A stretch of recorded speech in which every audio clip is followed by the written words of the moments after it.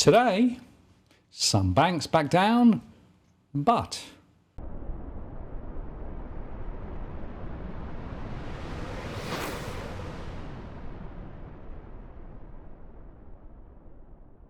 Hello again, it's Martin North from Digital Finance Analysis on this post covering finance and property news with a distinctively Australian flavour. I'm joined by Robbie Barwick from the Citizens Party. Hi, Robbie.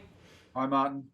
Well, we said we were going to update people as to what's been happening with regard to the regional banks' closures, and there's a lot to talk about. It's been an action-packed week, I must say. So when we spoke a week ago on the Saturday, today's Friday, of course, and at that time we had got up the inquiry, and we knew that on the Friday the committee had written to all the banks requesting they pause any branch closures pending the outcome of the inquiry. So that was a very potent thing for the committee to do. Well, the week as a consequence of that has been quite dramatic.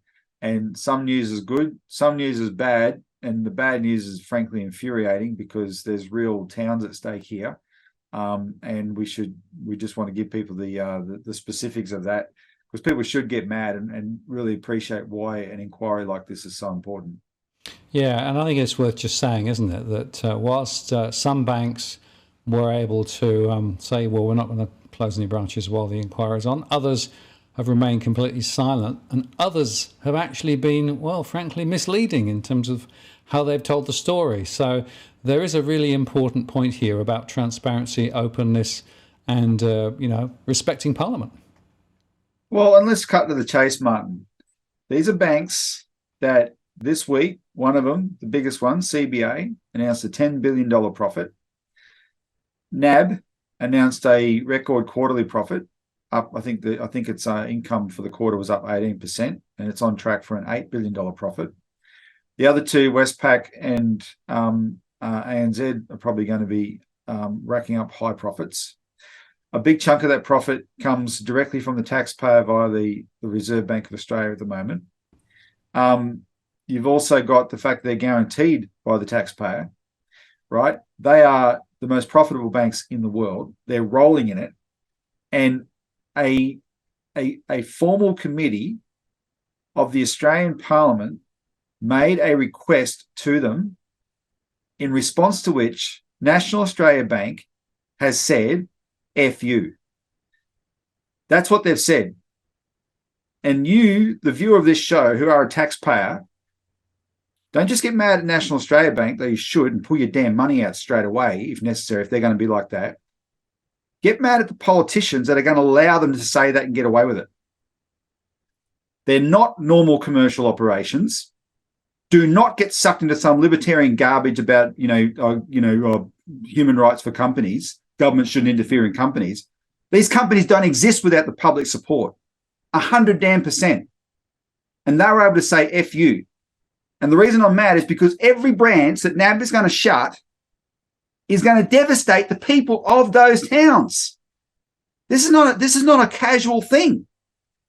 Matt Canavan put up a post because he's the chairman of the committee, and I retweeted this one comment by a person from Alexandra in Victoria, which is one of the towns NAB is going to shut the branch at, 6,500 people in the district.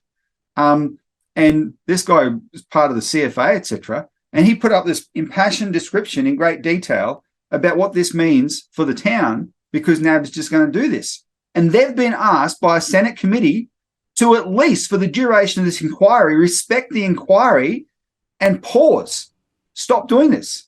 And they've just given the Australian Parliament, therefore the Australian people, the middle finger.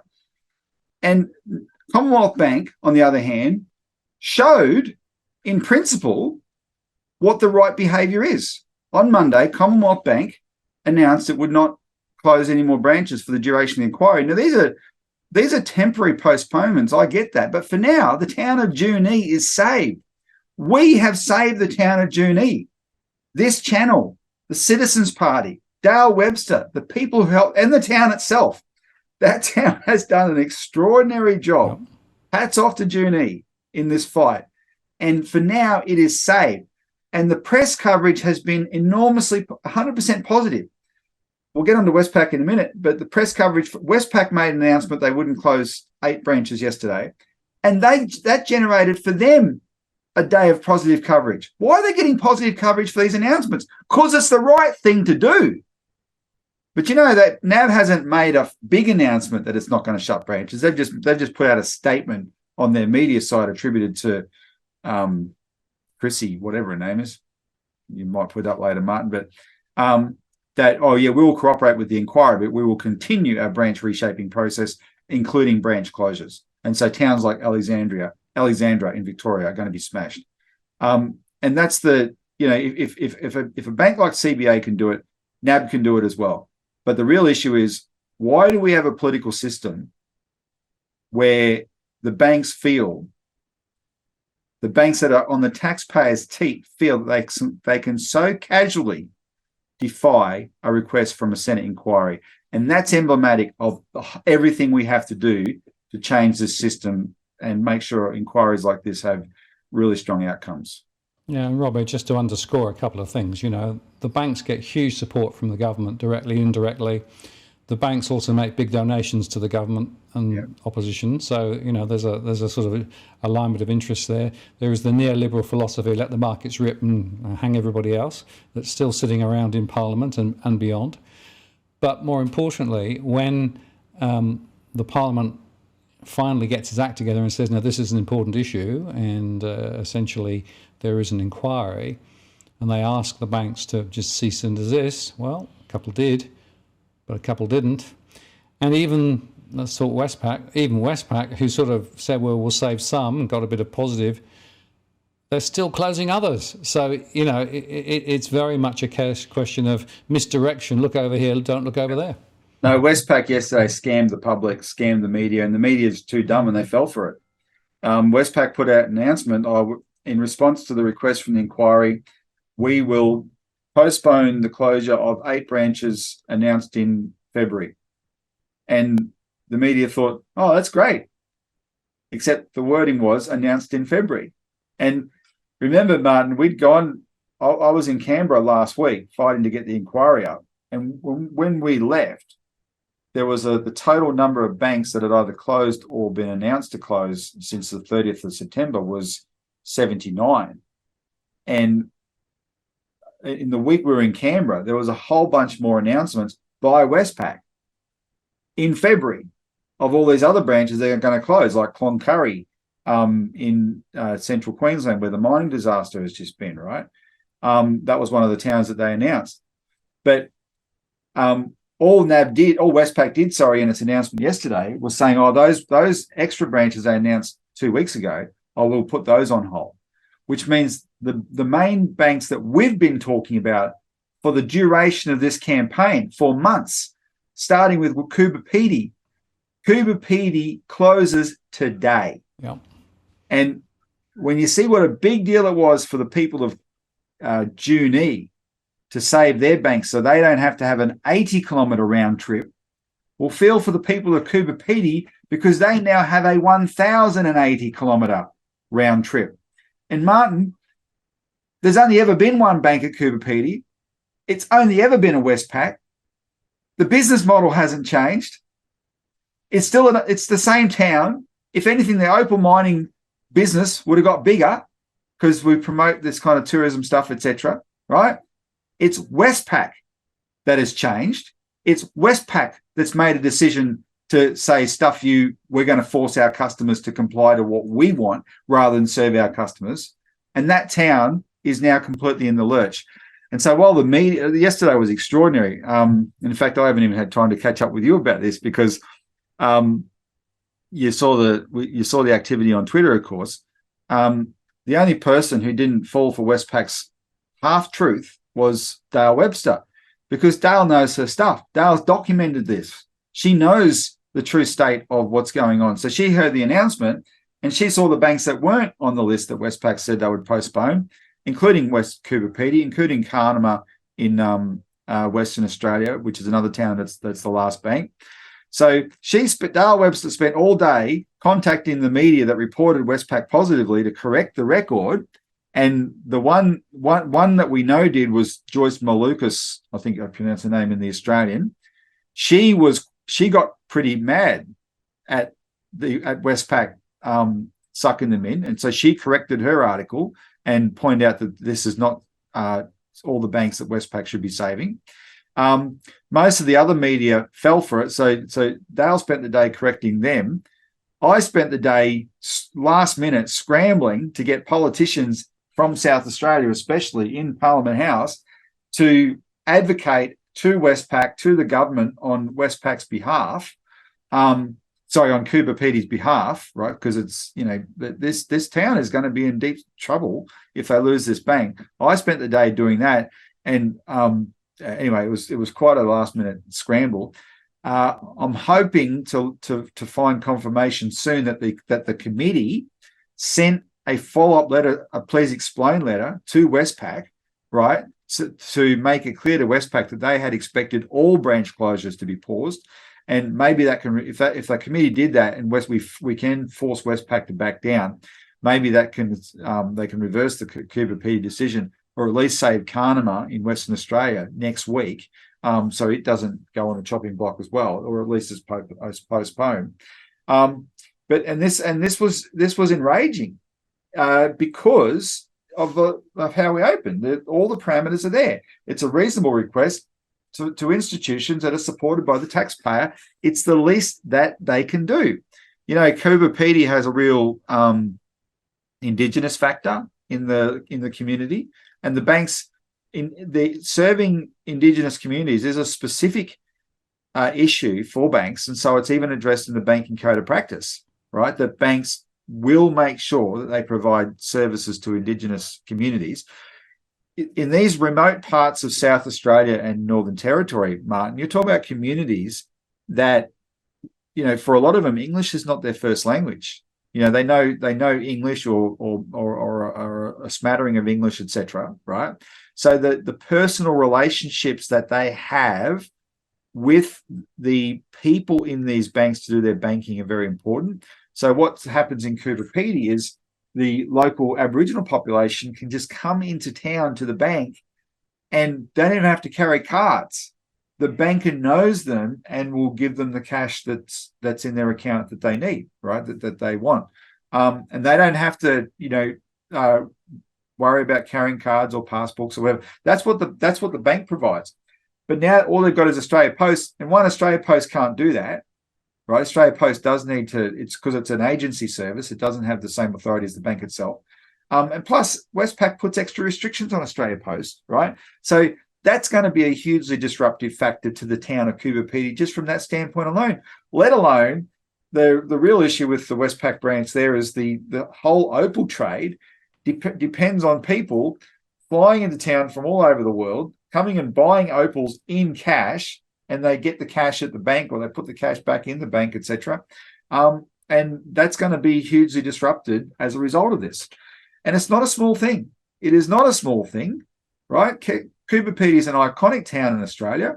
And let me just bear with me for a second here. We even got the lawyer on the job,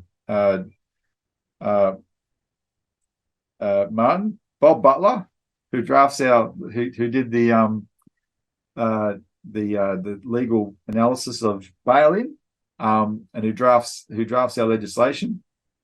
And under a South Australian law, he found the definition of an essential service.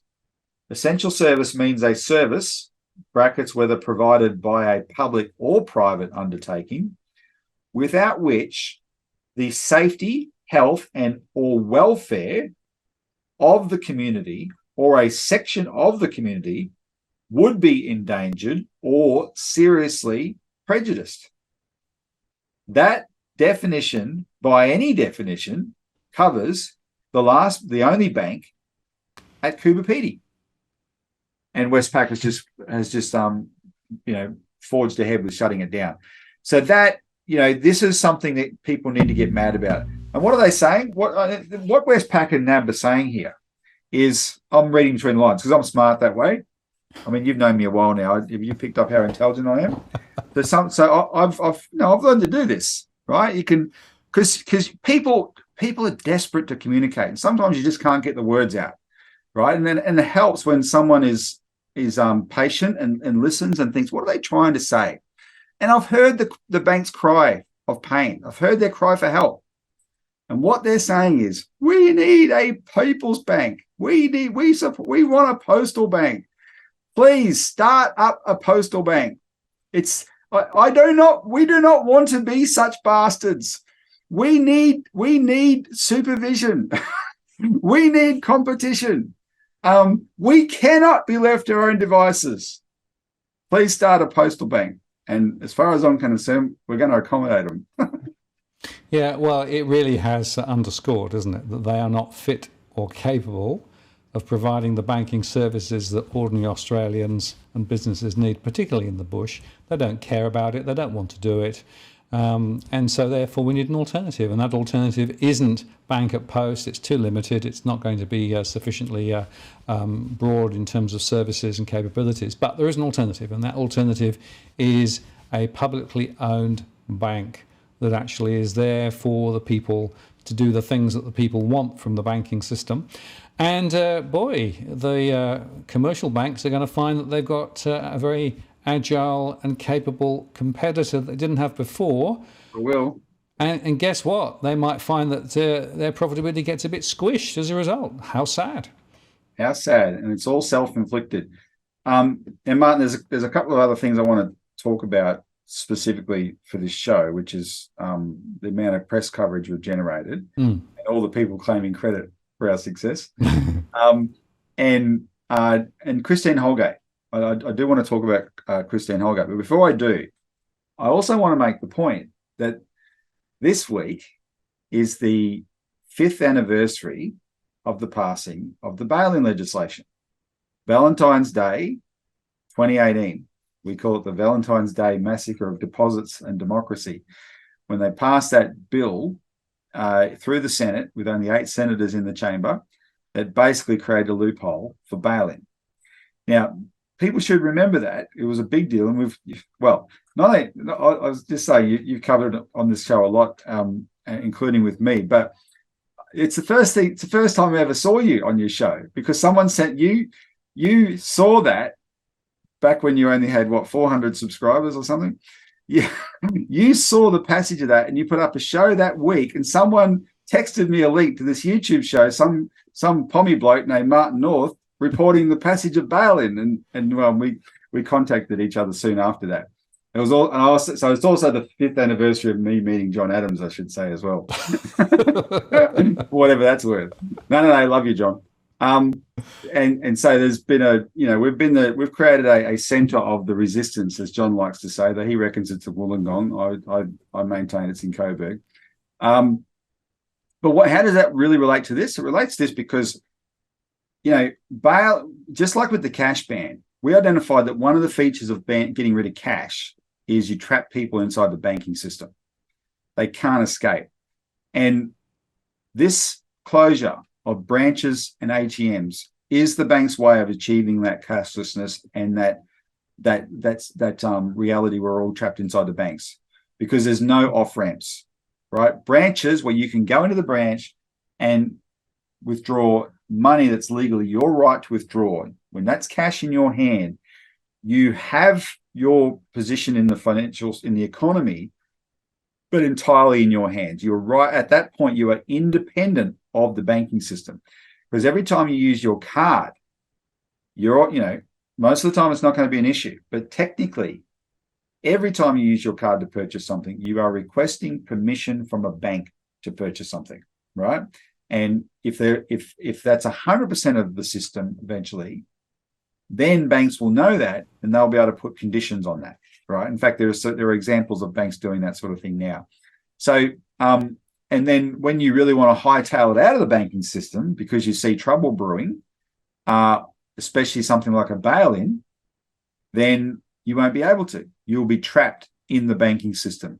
And it's, our relationship, and actually a lot of our party's success in the last 5 years started with that bail-in fight, and all these other things have been spin-offs from that, except in a sense that our fight for a public bank, a national bank, was always our primary fight.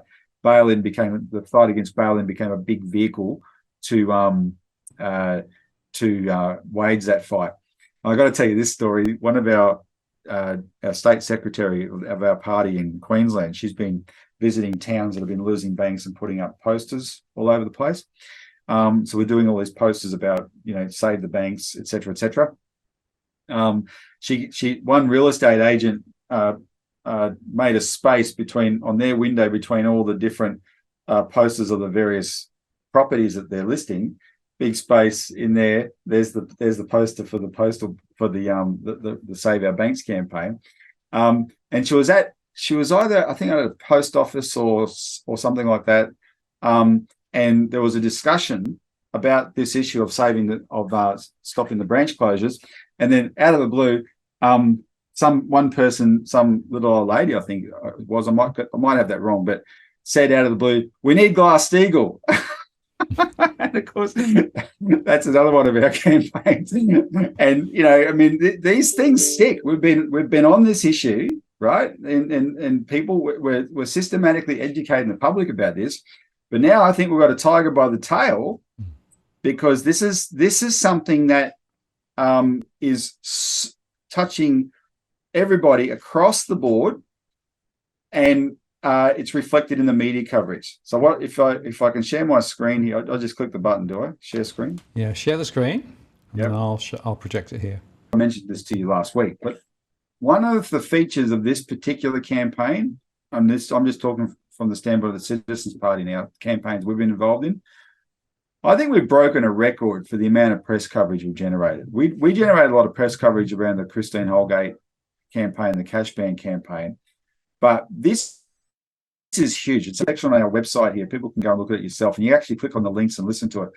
This page here, this so far, this is just from September to December 2022, right? So there's a link to your interview, Martin, on Illawarra Radio. So if you go to the bottom and then just scroll up, and then you get to there's a few in January, and then you get to the end of January, and then it just explodes. 28 January, 31 January, AA, this is about Junee. Suddenly Junee is getting a lot of attention. The other Westpac announcements, Westpac, Ingham, Tully, Cloncurry, that was in the Townsville Bulletin. There's a link here to the seven news in Cairns, the Advertiser, Sunraysia Daily, and then the big media, the big radio stations got involved. 2GB especially, and I will give them a bit of credit. 2GB last week went really, really big on this, and every single one of these interviews is worth listening to. And you keep going, and it's just so much of it, right? And we actually haven't captured it all. I was on live on 6PR, the biggest radio station in Perth, last Friday, and the whole thing was a discussion around the postal bank. Ray Hadley, this week they brought out the big guns in 2GB. Ray Hadley, his morning show on 2GB is probably the biggest radio show in Australia. And Ray really went big this week. So, and then he's caning the Commonwealth Bank, and he's interviewing Robbie Catter, and then Carl Stefanovic. Carl went huge, and it's just we'll keep updating that. But when you get the chance, have a look at our website. This has been enormous. And why is the media covering it? Because it's an undeniable story, right? But then you got to ask the question, well, okay, it is an undeniable story. Why did it take so long for them to cover it in this way? Well, you can complain about that, and part of me does, but you got to create it. You got to do a lot of work, right? And we did a lot of work to galvanize this. And last week on your show, I gave credit to the people who did such work. But when we update this later, you'll have updates in there. I can stop screen. I've turned it off. Sorry, it's not. You don't have to. Oh, okay. All right. Sorry, I didn't realize that. Sorry. When we update our show, you'll have updates in there. Like this week, when Westpac made the announcement, there's Ray Hadley on 2GB saying, "We did it, right? We did it. We stopped Westpac from closing these regional branches." Now, in part because he was sucked in by the half truth of the announcement, but he wants to claim credit for actually making the banks back down. And he does deserve some of the credit, for sure. He does deserve some of the credit. The National Party's putting up these Facebook posts saying the National Party are on the warpath against the banks. And they had a press conference this week in Parliament to call out Westpac, which was great. I was really glad to see it. And it was Jared Rennick and Matt Canavan fronted the press conference on behalf of the committee. But then in the background, all these national MPs were there. And I kid you not, until last May, half of the people who got up from the National Party and spoke in this press conference, half of them had been cabinet ministers. Cabinet ministers before May last year. They had the full power of government at their disposal and did nothing. And now they're jumping on the bandwagon. Now, I love it when people jump on a bandwagon, but understand the difference between jumping on a bandwagon and building the bandwagon, right? We built the bandwagon. We did the work. And I'm not saying this to get cynical about these guys. I'm really glad they've jumped on the bandwagon. I talk like this to inspire the viewers who are regular viewers and participate or aren't regular viewers and are the sort of people who wonder, can you actually change something? Yeah, you can. You can force these issues into the public sphere. You can force them to be addressed, but it's not miraculous. It's hard work. It's hard, consistent work. And when it works, when it comes off, everyone wants to claim credit. Success has many fathers. When you be the one who's doing the work, who's done the work, you can know if you don't have to worry. You know, that's just reality. That's why there's a saying, success has many fathers. You don't complain about that. You just take pride yourself in the fact that, hey, yeah, my efforts have actually borne fruit, right? So we've got the inquiry. We've got the banks, half the banks, doing as one bank, the biggest bank, has said it will comply. The other banks are either being bastards or playing funny buggers. The worse they behave, the more they contribute to our case for a public competitor, right? And the inquiry can be the platform to look at the whole thing, including the question of a people's bank. Yeah, and just to underscore, this is how democracy actually works, right? When you actually get enough people to really start making us think, politicians listen, and then, like lemmings, they come into line. But the effort involved in doing that is huge, and it takes a lot of time and commitment. And all the way along, we keep getting people saying, "Oh, you'll never change anything. It won't make any difference," right? Well, I can tell you that if you do nothing, then nothing changes, right? But this is a way of helping to make change, actually. But it's hellish difficult. It takes time and effort, a lot of push and pull. Yep. And kudos to everybody who's been involved, from people who made submissions, people who made phone calls, obviously Dale, obviously the Citizens Party, and everyone else too. A lot of different people all pulling to try and get this to work. Now, Martin, the last thing I wanted to mention today, we're going to play a video, and it's Bob Katter's question to Anthony Albanese in question time this week on Wednesday. Now, Bob, I love Bob Katter. I genuinely do. He's the father of the House, which means he's the longest serving member in the House of Representatives. But everyone, don't believe the media caricature of Bob Katter. But Bob also is Bob in the sense that he's a unique guy, and he asks these unique questions. So this is a classic Bob Katter question, which on the face of it might require some interpretation, except he clearly gave Albo a heads up. And I want to play it so you can see what's going on, and then I want to discuss Albo's response. So have a look at this. I want to hear every word from the member for Kennedy, and I give him the call. Prime Minister, are banks in Australia's towns closing?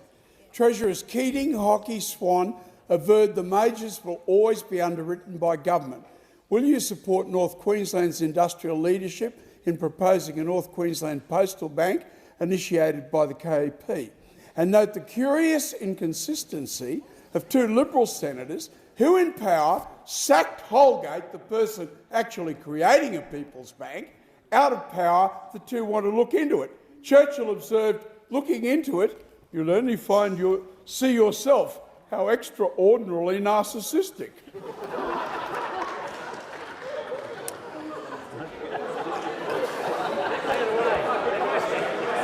There was definitely a question in there. I'm not sure about the end of the statement, but I'll give the call to the Prime Minister. Thank you, Mr Speaker, and I thank the member for Kennedy, not just for the question, but for his genuine commitment on these issues of services for people in his electorate. And of course, bank closures in regional communities is a very real issue out there. And I can inform the member that the Treasurer met the chair of the ACCC just today on this issue, and indeed as well, we look forward to the findings of the report from the Senate Committee on Rural and Regional Affairs and Transport inquiry into bank closures outside of metropolitan areas. The member raises the issue of Australia Post, and that is certainly one of the options which is there. Aussie Post already plays a big role. In the 2022 financial year, they processed around 14.5 million transactions, with over 3,500 post offices currently providing banking services across the country.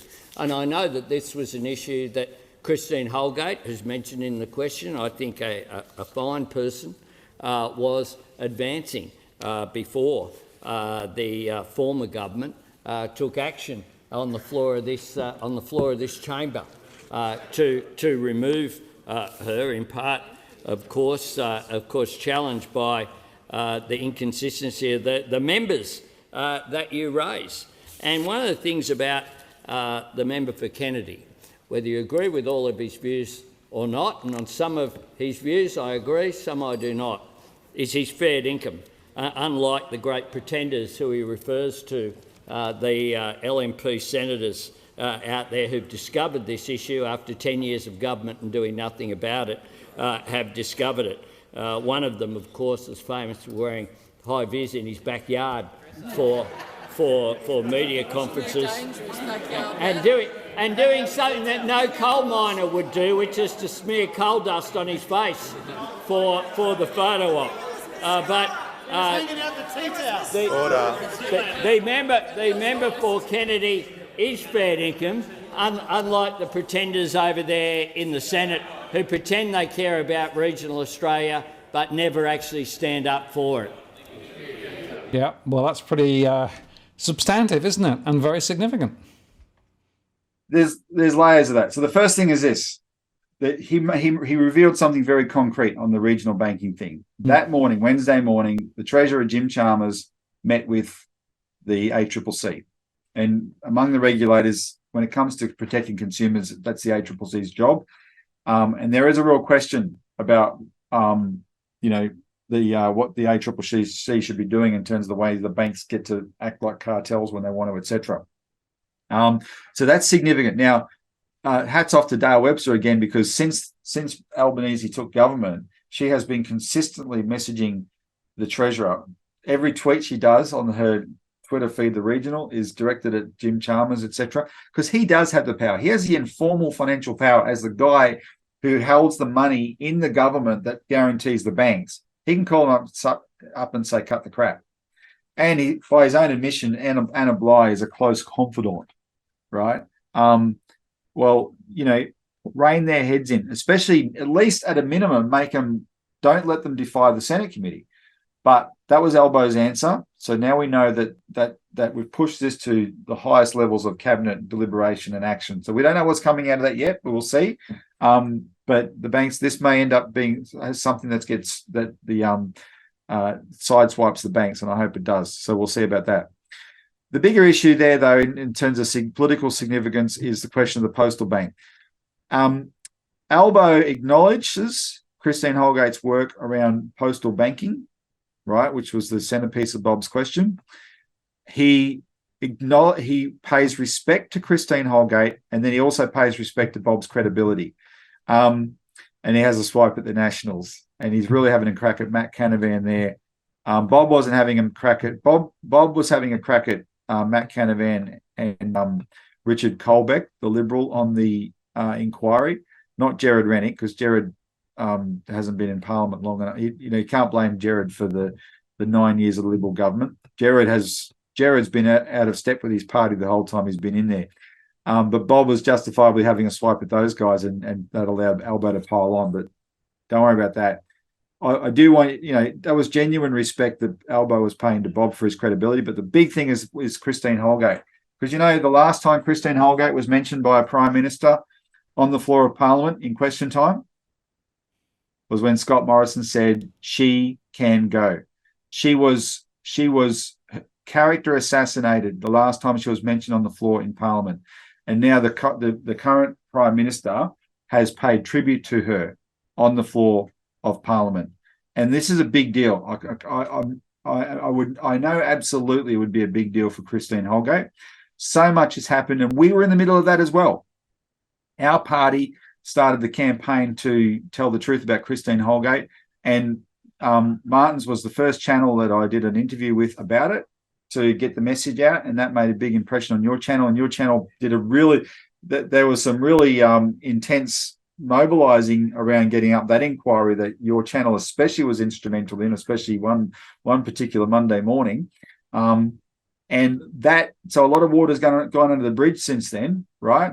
And now there's been a big turnaround in her personal fortunes, but it's not personally about her. Christine Holgate was destroyed because she stood up for Australia Post, stood up for the LPOs, and tried to start a postal bank. That's why she was destroyed, all right? And they had to assassinate her character.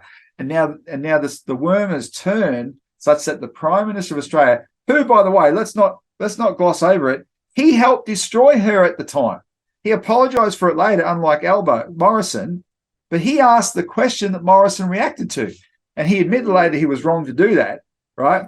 But now he is acknowledging her on the floor of Parliament. And I can tell you that change of fortunes is also because of this channel, the Citizens Party, the LPO group, and the work we're able to do together. And I see this is all, it's why I wanted to mention Bailey 5 years ago, etc. This has all been one rolling, snowballing campaign offensive against the general issue of banking and cleaning up financial corruption that sometimes rolls this way and sometimes rolls that way, but it's getting bigger, it's getting more powerful, and it's resulted in what we've got now. And you got to look at that and understand that, you can get these, you can achieve these really dramatic turnarounds just through sheer people power, and take stock and take heart that, okay, we're doing the right thing, let's continue and keep our eye on the prize of the big one, which is breaking the banking cartel, the private monopoly, and get a public competitor back in there that can hold them to a higher standard and also change the, bring new investment in the productive areas of the economy, et cetera, that we talk about. So, pat on your back, regular viewers of Walk the World, for that one as well. Yeah, and again, it's one little step that takes us to a next step, to a next step, to a next step. And, somebody says the journey starts with a step, right? It's the way that we have to just do this, which is to maintain the faith and belief that we've actually got a really critical point. All of the evidence shows that the banks are actually not up for doing what they should be doing. The politicians are now beginning to come on stream as well. So the next few months will be very interesting, but we won't let them off the hook, Robbie, will we? No way at all. So look, let's leave it at that, Martin. The main thing I want to end in is what we ended with last week. We have to make the submissions part of this process work, and because there's going to be hearings, etc. And the first, I think, hearing is set for the town of Sale, actually, here in Victoria. And a specific message on the submissions, though. We need the help of every viewer to get the message out. Now, what I mean by that is we'll put the links below as usual, but understand one of the things of what we're talking about. We're talking about banks are forcing people online who don't want to go online, especially elderly people, etc., who are unfamiliar with that. Those people are not watching this YouTube channel, especially in the region. They're not. They need to, though, make submissions. They're the most immediately affected. We need to get the message out to them. So we want everyone to help with a word of mouth campaign, get the message out, encourage people to handwrite letters, put them in an envelope, put a stamp on them, and mail them to the Parliament. Handwrite letters telling their experience, what they're going to be faced with if they lose their bank. There'll be lots of emailed submissions. There'll be lots of letters. If you're a supporter of a postal bank, please include that. Advocate for a postal bank in your submission. Tell the story of losing bank branches. I mean, people need to make sure their submissions are relevant to the inquiry. So tell your experience about what losing a bank has been like, or what it will be like, what you know it will be like. That's important. Speak to that. Speak to the solutions, right? And like I said, support the postal bank campaign and give your sense of that. But to make this really work, we've got to get as many submissions as possible from across the board, especially those people who normally wouldn't participate in this because they're not electronic. There's no excuse. These inquiries take written submissions, so please help get them. If you're in a regional area, contact the senior citizens, contact the CWA, contact the men's sheds, contact all those kinds of people, all those kind of groups, all the businesses, and encourage them to get involved. Yeah, and word of mouth locally is the way to go. So, people who are watching the show here, if you know of people who may not be aware of this, spread the word, because we just need more and more submissions. The greater the weight of submissions, the greater the weight of evidence about the harm that's being done and has been done and will being done across regional Australia and beyond. Just to emphasise, it isn't just regional Australia being hit by these same trends. It's also regional plus, suburban plus actually even closer into cities as well. So wherever you are in the country, make a submission. Details below. And Robbie, we'll keep on keeping on, eh? Always. Thanks very much. See you next time. You too. Cheers. Bye-bye.